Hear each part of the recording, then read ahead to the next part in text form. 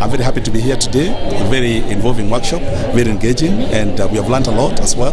And we look forward to more of these events.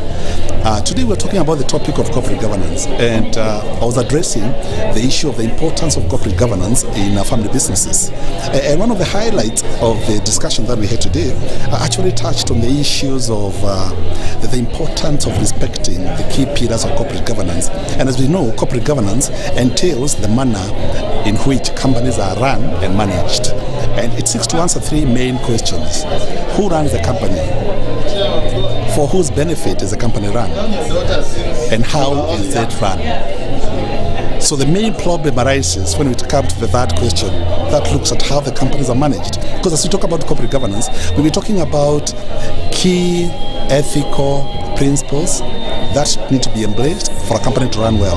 One of them is transparency and disclosure. For instance, making sure there's no conflict of interest in the board, that every person who is working in the company is working to better the interest of that company. The other issues about how do you separate the roles between the chairman of the board and the CEO, where the family business especially has a CEO from outside. The other issues about accountability. Is the board accountable for all the actions that the company takes? Many other issues arise around the issues of adherence to the laws and regulations. Does the company follow the laws of the land? Because we know very well sometimes when small businesses are starting, they tend to take shortcuts, as we had today. And because of that, it reaches a point where you actually need to do things properly so that you can even access finance, you can get the license that you're applying for, and also the risks that you expose yourself if you are not complying with the laws is enormous. It can hurt the business.